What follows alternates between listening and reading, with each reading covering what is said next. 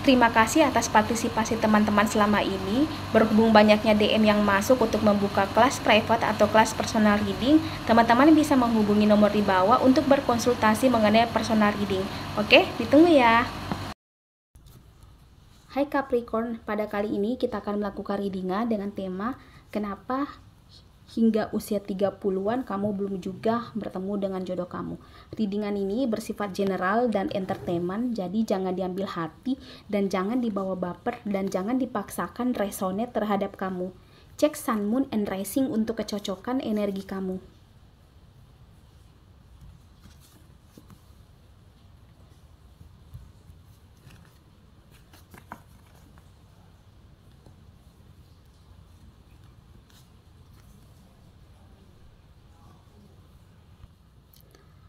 Oke Capricorn, melalui tebaran kartu ini diceritakan mungkin kamu pernah menjalin relationship dengan seseorang sehingga kamu capek sendiri, kamu jenuh sendiri menunggu kepastian yang tidak pernah diberikan hingga hari ini, dan kamu merasa karena kamu sudah terikat atau kamu sudah tidak bisa berkenalan dengan orang baru atau memulai hubungan dengan orang baru, sehingga kamu mempertahankan hubungan kamu hingga hari ini dengan orang tersebut yang sedang berdilin dengan kamu, yang tidak memberikan kepastian hingga hari ini. Itu adalah salah satu penyebab kamu hingga hari ini belum juga menikah, karena kamu menunggu seseorang yang sedang berdilin dengan kamu untuk serius dengan kamu. Sebenarnya di sini ada perasaan yang sangat capek, yang sangat lelah, yang tidak bisa kamu utarakan. Kamu sudah capek menanti, tapi kamu tidak memiliki kekuatan untuk memulai hubungan baru dengan orang lain. Pertama, karena mengingat usiamu yang semakin bertambah. Yang kedua, karena circle kamu yang semakin kecil, sehingga kamu berpikir kamu bisa bertemu dengan orang baru di mana. Dan juga kamu berpikir bahwa kamu sudah tidak memiliki waktu, mungkin karena kesibukan kamu kerja atau hal apapun itu, sehingga menyebabkan kamu juga tidak memiliki waktu luang untuk berkenalan dengan orang baru, sehingga kamu terus mengkutu-kutui, dalam artian tanda petik kamu menunggu, kamu menanti orang yang berdiri hingga kamu menyendiri hingga hari ini. Di sini kamu tidak bisa mengetahui, dan kamu pun tidak bisa menjamin bahwa dia yang akan datang sama kamu, mengajukan keseriusan sama kamu, itu pun kamu sudah merasa putus asa, kamu sudah merasa dia mungkin tidak akan datang sama kamu, dan kamu pun juga tidak berharap kedatangan orang baru. Dan di sini pula di usia yang mungkin di 30-an, kamu berpikir bahwa mungkin bisa saja kamu tidak menikah sama sekali karena kamu sudah merasa hopeless. Orang yang berdilin dengan kamu tidak datang dan tidak bertemu dengan orang baru, sehingga benar-benar kamu hopeless. Kamu ada di fase tersebut, kamu tidak tahu bagaimana caranya keluar dari situasi ini. Tapi di sini sebenarnya ada sebagian besar atau mungkin sebagian kecil dari kamu Capricorn di sini energinya akan ada pernikahan di tahun 2024. Mungkin di sini kamu akan berkenalan dengan orang baru yang akan mendatangi kamu dengan caranya sendiri. Semesta atau jodoh kamu yang akan mendatangi kamu sendiri. Dan ketika kamu berada di fase seperti yang saya ceritakan tadi, tidak bisa berkenalan dengan orang baru karena keterbatasan circle, keterbatasan waktu, dan keterbatasan hati untuk mengenal orang lain. Tapi ketika kamu sudah berkenalan dengan orang tersebut, dengan orang baru tersebut, kamu tidak perlu susah-susah membuka hati kamu, tidak perlu susah-susah menyediakan waktu kamu, karena kalau memang dia yang tepat buat kamu, hati kamu akan terbuka sendiri, kamu akan merasa nyaman di dekatnya, dan kamu tidak perlu membutuhkan waktu lama untuk PDKT dengan dia, karena kamu berpikir bahwa kamu sudah merasa mengenalnya. Itulah sebenarnya jodoh. Ketika kalian bertemu, kalian merasa sudah berkenalan satu sama lain. Itu adalah kondisi ketika kamu akan menikah.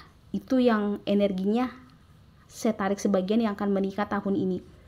Dan bagaimana kondisi orangnya? Kondisi orangnya adalah dia tidak pengen. Di sini ada apa nih ya?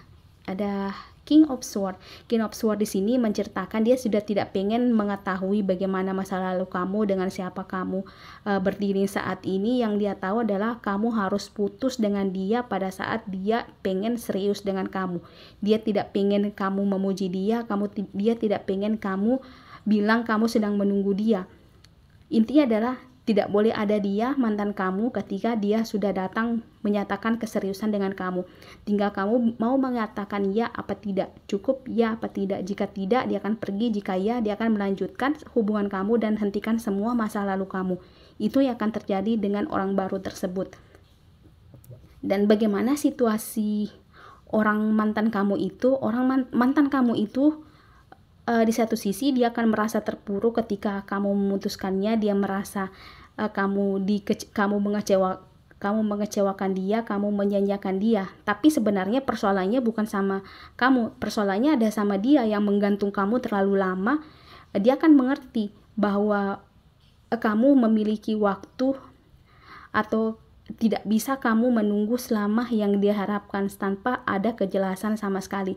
Yang ada di pikiran mantan kamu ini, dia berharap kamu menunggunya sampai dia benar-benar siap. Pertanyaannya adalah kapan dia akan siap? Itulah sebenarnya yang menjadi momok di pikiran kamu. Kamu tidak bisa membaca pikirannya meskipun kamu sudah bertahun-tahun beriling dengannya.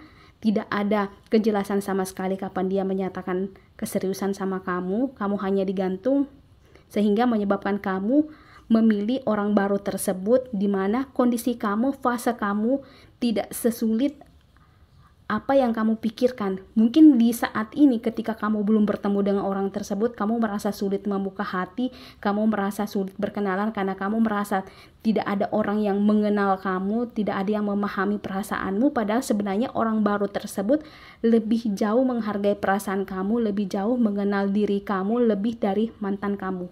Itu yang akan terjadi, insya Allah ya. Dan di sini ada Seven of Swords. Seven of Swords di sini menceritakan bahwa ketika kamu sudah berdealing dengan orang baru tersebut, mata kamu akan terbuka bahwa kamu menghabiskan waktu kamu terbuang sia-sia hanya untuk jagain jodoh orang atau jagain orang yang tidak jelas sama sekali, mengharapkan perasaan orang lain agar mau ngebucinin kamu, padahal itu tidak terjadi. Nah, itulah sebenarnya kadang kita memaksakan situasi yang memang tidak cocok buat kita. Kita memaksakan dia berdiri dengan kita atau berjodoh dengan kita, tapi kalau memang dia bukan yang terbaik, maka jalannya akan dipersusah. Jangan memaksakan situasi untuk sempurna atau untuk menjadi baik agar sesuai sejalan dengan apa yang kita inginkan, karena ujung-ujungnya yang akan kecewa adalah diri kita sendiri, karena kita terbebani oleh perasaan dengan beban pikiran yang memang bukan tugas kita untuk mengatur hal yang demikian. Nah, di sini kita lanjutkan bagaimana kehidupan ketika kamu berdiri dengan orang baru tersebut. Di sini kamu tidak akan pernah menyesal berdiri dengan orang baru tersebut. Dia akan memberikan kamu kebahagiaan, menjanjikan kamu kebahagiaan, menjanjikan kamu keluarga yang lengkap, yang utuh. Tidak seperti mantan kamu. Dia tidak menjanjikan kamu secara gamblang bahwa dia akan memberikan kamu A, B, C, D, tidak, tapi secara aksi dia akan memberikan apa yang sebenarnya kamu butuhkan, karena memang dia serasi dengan kamu, dia memang ditakdirkan untuk kamu. Jadi di sini tinggal kamu bersabar, tinggal bagaimana mempersiapkan diri kamu untuk bertemu dengan orang tersebut, karena dia tidak ingin masa lalu kamu hadir di kehidupannya. Oke. Jika kamu ingin mengetahui kelanjutannya, kamu bisa konsultasikan di deskripsi box, ada nomor di bawah. Jika resonate, silahkan tinggalkan komen di kolom komentar. Terima kasih.